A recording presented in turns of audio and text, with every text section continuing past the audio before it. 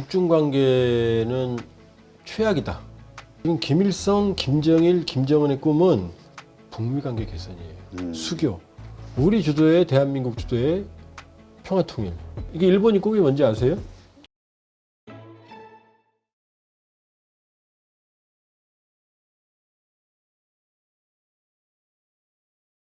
요즘 그 러시아와 동맹을 맺은 북한, 그리고 파병한 북한군, 뭐 이런저런 것들 때문에 중국과의 관계가 상당히 최악으로 가고 있다. 뭐 더군다나 거기에 시진핑과의 그 악연, 뭐 이런 개인적 불화 이런 것들까지 이제 지금 계속 부각이 되고 있는데 어떤 상황입니까? 지금 북중 관계는 최악이다. 최악에서 지금 더 나빠지느냐, 관계를 모색하느냐, 요걸 양쪽이 이 저울질하는 상황이라고 볼 수가 있고요. 김정은은 기본적으로 철저한 반중이었어요. 네. 왜냐하면 어떻게 할 수 있냐면 김정은이 시진핑을 처음 만난 게 2018년 3월 달엔이거든요. 2011년 12월 17일 날 아버지가 죽었거든요. 그 긴 시간 동안 중국하고는 그 어떤 교류가 없습니다. 그걸 어떻게 하느냐? 2013년 12월에 그 유명한 장성택을 처형하죠. 집권하자마자. 네. 2년 만에.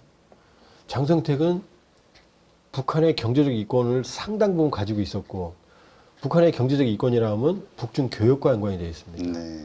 그러니까 장성택은 어마어마한 친중파였고, 친중파대 거두였습니다. 네. 그리고 장성택이 장악한 많은 이권 기관들은 중국과 아주 긴밀한 선을 연결하고 있었거든요. 근데 이 장성택을 죽여요. 그럼 장성택만 죽였겠어요? 그 파들. 그 파들을 싹 죽였습니다. 주요한 사람들. 숙청하거나. 그러면서 2013년 12월 그 이후에 이어지는 일련의 숙청 과정에서 2015년까지 2015년 5월에 현영철 인민무력부장을 처형하거든요. 요 시기까지 차관급 이상만 200여 명을 처형하거든요. 엄청나네요. 차관급 이상만요. 차관급 이상 말고 지도부를 정말 많이 죽였네. 다 죽인 거죠. 네. 그러면서 이 상당수는 친중 라인. 지금 그 이후로 친중 라인은 씨가 말랐습니다. 아. 마지막으로 친중 라인을 누굴 죽이느냐? 2017년 2월에 김정남을 말레이시아에서 암살합니다. 대낮에. 뻔히 알면서. 근데 그 김정남을 누가 보호하고 있었느냐? 중국이 보호하고 있었거든요. 네. 그러니까 우린 북중 관계가 뭐 혈맹으로 알잖아요. 부담스러운 거예요. 왜냐? 15억이라는 인구가 지금 2,500만 밖에 안 되는 북한 정권 바꾸는 게 일도 아닐 거 아니에요. 네. 그러니까 항상 양측은 긴밀하게 협력했지만 북한은 항상 거리를 뒀어요. 그러니까 중소 분쟁 시기에도 등거리 외교. 중국 갔다가 베이징 갔다 모스크바 갔다 이걸 왔다 갔다 했거든요. 그러니까 중국의 입장에서는 북한을 버릴 수가 없죠. 이 버퍼존이니까 한미일에. 네. 북한 입장에서는 생존을 책임져 주는 게 중국이거든요. 둘이 애증관계예요. 애증관계. 그러니까 2018년 3월에 김정은이 왜 갔느냐. 이미 친중파는 싹 죽였으니까 부담이 없고 2018년 3월에 딸인 같지만 4월에 문재인 대통령 만나잖아요. 판문점에서. 그렇죠. 6월에 싱가포르에서 트럼프를 만나잖아요. 이쪽을 만나려면 뒤가 허전하니까 가서 얘기한 거죠. 이제 잘해보자. 이제. 이러니까 시진핑은 어떻겠어요? 이용만 당한다. 승질 나도 알았어 잘해보자 이랬을 거 아니에요. 그들이 이제 관계를 개선해 옵니다. 근데 어디서 삐끗하냐? 러우 전쟁 끝나고 북한이 러시아한테 극하게 밀착하고 결정적으로 지난해 6월 19일 날 북러 간 포괄적인 전략적 동반적 관계 개선 조약을 체결하거든요. 네. 여기에 유사시 군사협력을 하는 동맹조약이 들어있거든요. 동맹조약은 아니지만 그럼 이게 시진핑의 코털을 건드린 거예요. 그러게. 그 어떤 북한의 유사시 어떤 상황이 생기면 러시아군이 언제든 들어올 수 있다는 얘기잖아요. 이게 왜 건드렸느냐? 이거 이전에는 중국만 조중 우호협조 및 상호 원조 조약에 의해서 중국만 유사시에 군대를 파견할 수 있었거든요. 그게 시진핑의 꿈이거든요. 중국의 군대를 파견해서 위성국가를 세우거나 점령하는 게. 그러면 지도를 보세요. 중국이 북한을 통해서 동해로 나올 수 있잖아요. 아, 그러네. 지금 못 나오잖아요. 압록강 뺏겼잖아요. 그쪽 지역을. 그렇죠. 연해주를 1860년 베이징 조약에 의해서 러시아한테 뺏깁니다. 네. 그때 홍콩도 뺏기지만 홍콩은 반환기일이 있었거든요. 연해주는 반환기일이 없어요. 그러니까 중국의 꿈은 동해로 나오는 겁니다. 이걸 차항출해라고 그러거든요. 남의 항구를 빌어서 바다로 나온다. 이게 시진핑의 꿈이거든요. 그런데 러시아가 유사시 군사를 개입할 수 있게 해놨으니 유사시 사고가 터지면 러시아가 들어올 거 아니에요. 그럼 러시아는 동해로 나오는 걸 막을 거예요. 왜냐? 중국이 동해로 나오면 블라디보스톡과 시베리아 극동이 중국한테 포위되잖아요. 그렇죠. 원래 이 연해주의 쪽 지역은 중국 땅이었잖아요. 그전에는 뭐 우리 거였죠. 간도도 우리 거였고. 그렇죠. 네. 복잡하죠. 그러니까 이렇게 돼버리니까 시진핑의 꿈이 좌절되는 거죠. 그 짜증나는 거죠. 이때부터 아주 노골적으로, 그러니까 러우 전쟁의 효과예요. 그러니까 북러가 밀착할수록 북중 관계는 악화되어 온 거죠. 근데 북한이 이제 미국과의 관계 개선을 계속 추구할 것이다. 그리고 뭐 더 나아가서 그러면서 뭐 미국 대사관이 평양에 설치되고 뭐 이러저러한 관계 개선들을 추구하려고 그러면서 경제 제약도 이제 좀 해제가 되고 이런 것들을 노리는 것도 중국 입장에서는 상당히 불쾌한 거라고 생각을 하던데요. 중국의 악몽적인 시나리오는 자 북러 밀착했어요. 파병까지 했어요. 이 상황에서 지금 트럼프 푸틴이 프렌드십 좋죠.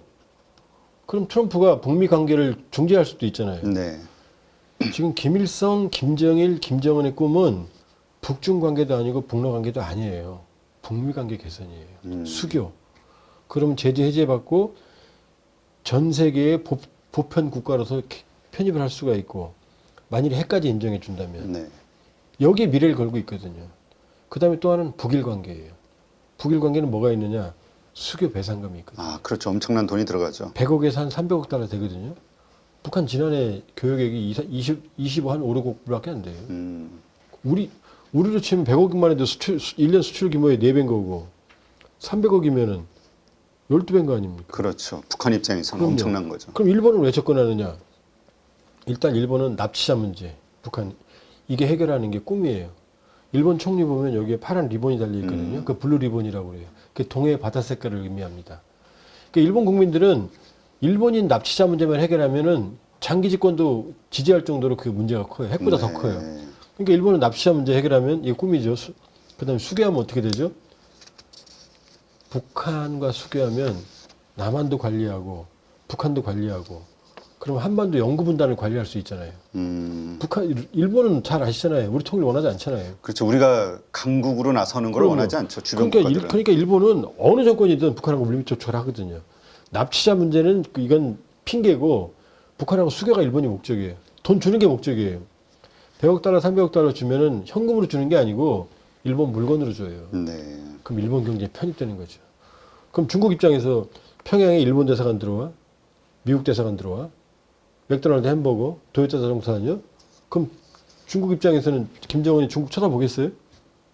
악몽이죠, 지금. 이 시나리오가 가니까 지금 시진핑은 노심초사죠. 근데 중요한 건 시진핑이 지코가 석자라고 경제가 엉망이니까 북한에 관심을 집중할 수가 지금 없는 상황인 거죠. 그렇죠.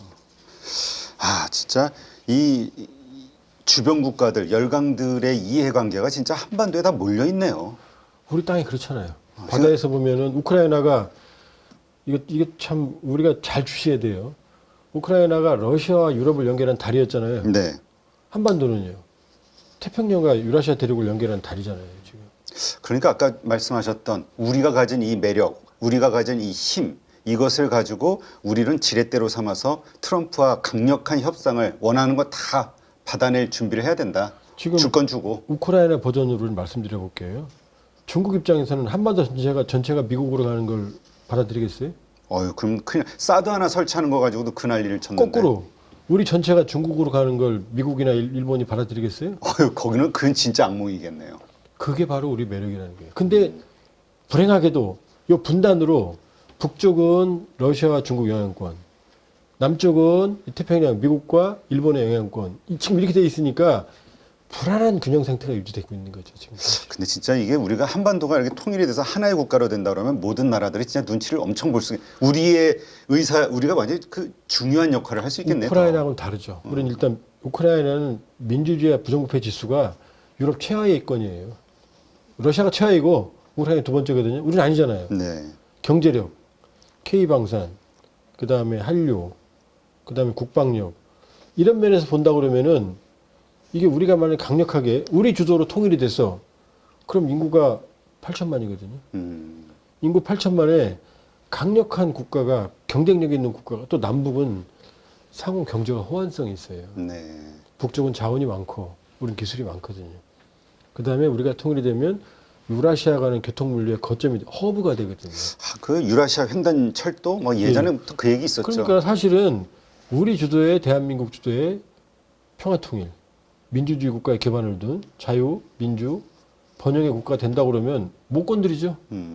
우리하고 협상해야 되죠. 이게 일본이 꿈이 뭔지 아세요? 한일 해저 터널 뚫는 거예요. 아, 그래요? 왜냐? 해저 터널을 뚫으면 대륙이 될 수 있잖아요. 영국이 도보해 밑에 아, 그러네. 똑같은 섬이 거거든요. 아니라 이젠. 그러니까 일본은요, 우리하고 관심 없이 항상 설계도 만들고 막 떠들고 그래요. 한일 해저 터널. 기술적으로 어렵지 않거든요. 꿈이죠. 꿈이죠. 지금 그렇다면 어쨌건 지금 이러한 이해관계 가운데서 중국의 지금 악몽이 시작됐다 말씀하신 대로 그 이대로 놔둘 수는 없잖아요. 북한 정부가 됐든 김정은에게 이제 어떤 압박을 가할 텐데 지금 뭐 추진하고 있는 게 있나요? 계획하고 있는 압박들이? 지금 어느 정도 압박이냐면 이제 2018년 3월에 딸인 갔다고 그랬잖아요. 그 이제 방추이섬이라는 해변이에요. 거기에 둘이 이제 모래사장 걸으면 발자국이 났을 거 아니에요. 그걸 동판으로 만들어 놨었거든요. 그 시멘트를 덮어버렸어요. 덮어버렸고, 북한은 또 올해 어떤 일이 있었냐면, 시진핑이 보낸 연합장을 네. 노동신문 1면이 아니고 3면에 실었는데 순서가 콩고하고 쿠바보다 더 뒤에고, 시진핑 이름도 안 넣었어요. 그냥 중국 국가주석과 부인이 보냈다, 이렇게. 그러니까 아주 서로 뺨을 때리고 있는 거죠, 사실. 그런데 문제는 뭐냐. 중국은 북한을 그럼 무작정 소외시키면 아무 영향력이 없잖아요. 그 다음에 북한은 또 어떤 게 두렵냐. 북러가 밀착했는데 2023년 북한 대외교역의 98.3%가 중국이에요. 네. 러시아는 산업이 없기 때문에 중국을 대체할 수가 없어요. 그러겠네. 그러면 거기다 또 지금 휴전협정이 종전이 되면 북러 관계는 아무래도 더 세지진 않거든요. 러시아의 입장에서 북한의 전략적 가치는 하락하거든요. 그러면 김정은으로서는 러시아가 북한을 버리진 않겠지만 닥쳤던 개가 되는 거거든요. 거기다 인민군은 가서 어떻게 됐어요? 보니까 싸움도 허접스럽게 하고 뭐 전투력도 없고 그건 창피하거든요. 그럼 이제 또 머리가 생각하는 그럼 시진핑이랑 또 관계를 개선해야 되나? 지금 요게 왔다 갔다 하고 있는 거예요. 그래서 중국 관광객을 못 뽑느니 들어갔느니 뽑았는데 중국 정부가 안 보냈다느니 요게 지금 되고 있는 거예요. 그러니까 최악으로 왔는데 양측이 옛날에도 그랬거든요. 최악으로 가면 꼭 회복했어요. 서로가 손해니까. 그렇죠. 더 최악이면 아마 시진핑이 평양 가거나 김정은이 베이징 갈 거예요. 그래서 아무 일 없다는 짓도 이제 껴안고 뭐 따고 하고 뭐 이러겠죠. 그러나 구조적으로는 이 그 밑그림은 이렇다고 볼 수 있죠. 네. 근데 진짜 러시아 우크라이나 전쟁이 종전이 되거나 뭐 하여튼 휴전이 되거나 이렇게 됐을 때 러시아 입장에서는 북한보다는 우리가 더 필요하다. 경제 협력과 관련해서 그로 인한 어떤 또 여러 가지 변화 가능성들 언급하기도 하잖아요. 그때 가서 또 북한을 배신하거나 북한이 실망할 만한 러시아의 어떤 정책이 나오진 않을까요? 그러니까 남북한을 동시에 관리하는 두 개의 한반도 정책을 가져갈 거예요. 왜냐하면 유럽과 나토와의 안보적 불신은 정전이 되든 휴전이 되든 해결이 안 되니까 북한의 안보적 중요성은 계속 남을 거예요. 전쟁 중까지는 아니지만. 그러나 전쟁이 끝나고 나면 푸틴 입장에서는 전쟁보다는 경제 재건이거든요. 네. 그러면 지금 우크라이나 영토의 5분의 1을 장악하고 있는데 남한 면적이거든요. 남한 전체를 재건한다고 생각해 보세요. 엄청난 사업이네요. 그리고 러시아가 점령한 지역에서 주로 전투가 일어났어요. 거기다 폐허가 됐을 거 아니에요.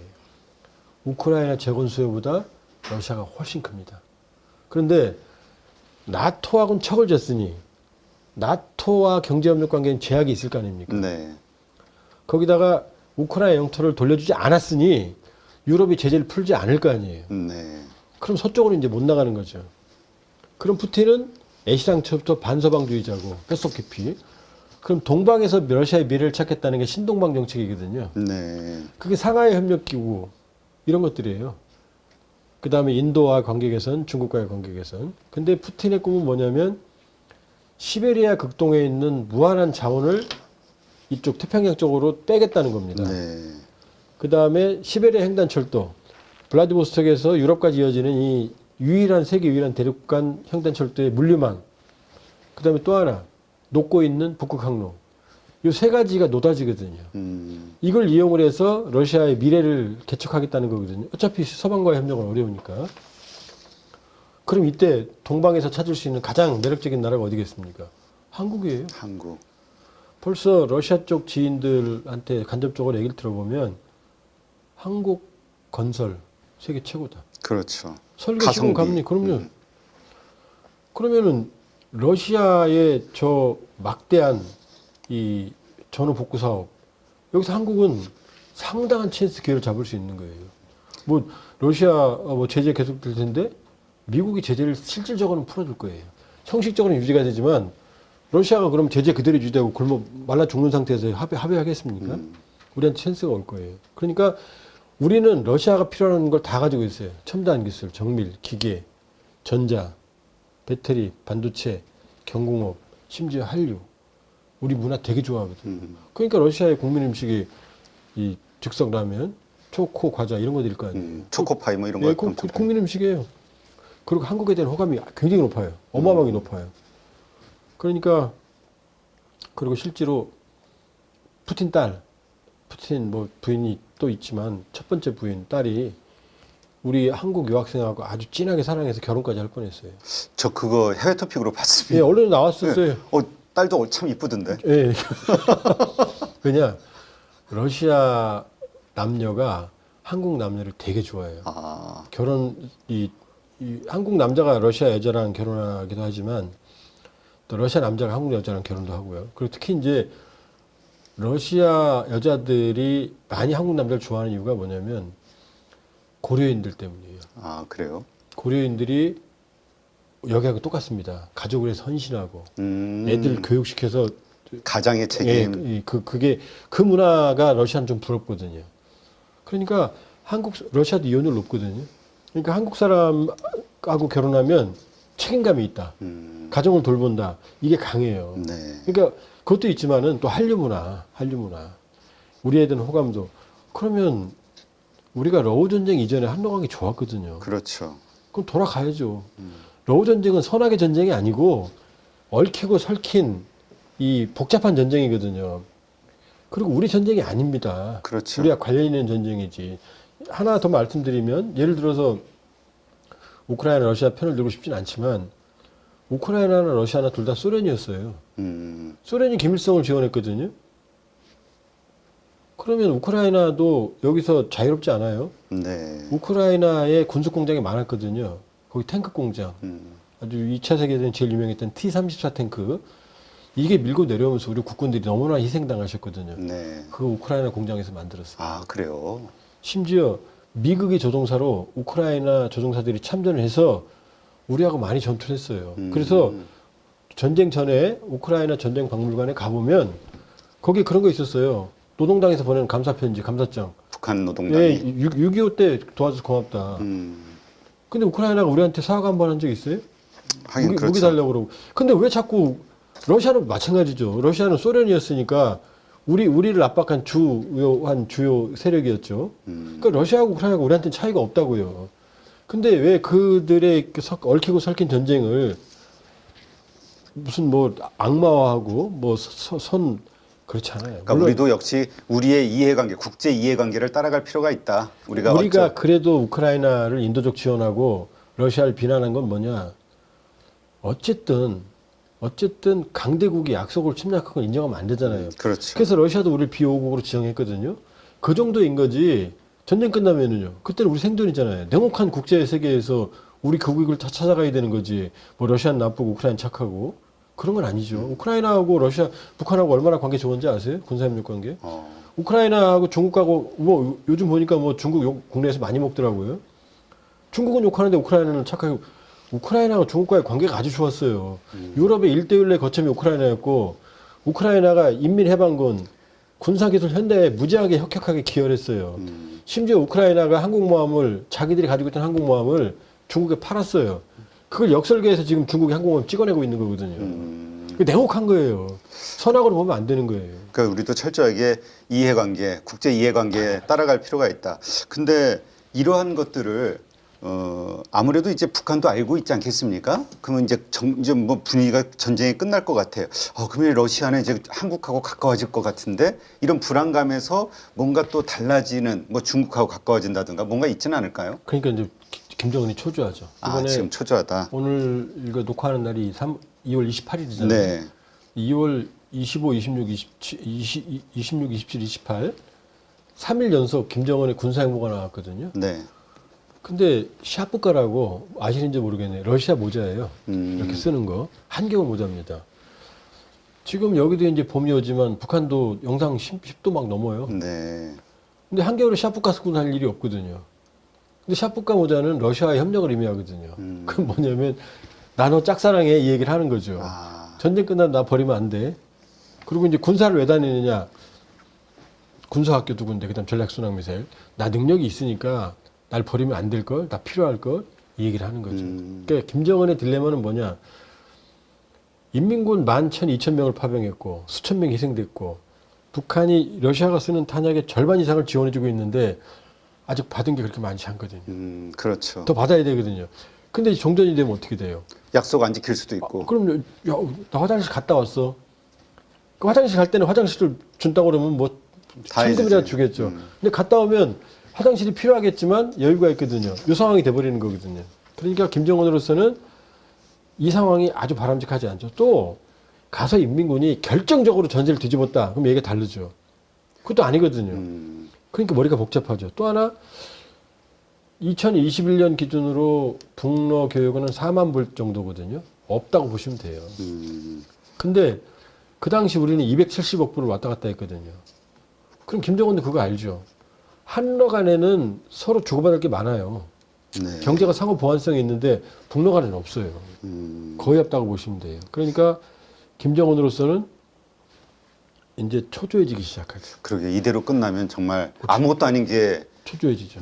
그러면 이제 김정은으로서는 이제 계속해서 그러니까 푸틴 대통령이 갑자기 리히용 당비서 모스크바 방문한 만나주잖아요. 네. 근데 메드베데프도 만나주잖아요. 고위급 인사들이 뭐냐 안심시키려고 그러는 거죠. 계속 갈 거야. 걱정하지 마. 우리 영원해. 그다음에 5월 9일 전승절 그때 너네 부를 거고 잘해보자. 그러나 냉혹하게는 속으로는 안 중요하죠. 끝나기만 해봐라. 조금씩 내려가죠. 계속 너네 필요하고 앞으로도 탄약 줘야 돼. 내 쓸 거야. 그렇지만 지금 10이라고 그러면 전쟁 끝나면 5, 4, 3으로 줄어들죠. 그렇죠. 네, 참 이게 보니까 역시 각국의 이해관계 결국은 각자 도생의 그 국제 질서가 펼쳐지는 것 같네요. 명확하게 트럼피즘이 각자 도생의 국제 질서를 말해주는 겁니다. 네, 네 오늘 이렇게 해서 러우 전쟁부터 포함해서 북한, 그다음에 미국 여러 가지 관점에서의 국제 질서 이슈들을 좀 짚어봤고요. 앞으로 우리 한국이 어떻게 현명한 이러한 긴장 관계 속에서 결정을 해나가야 될지 단초가 되는 여러 가지 이야기들을 좀 들었습니다.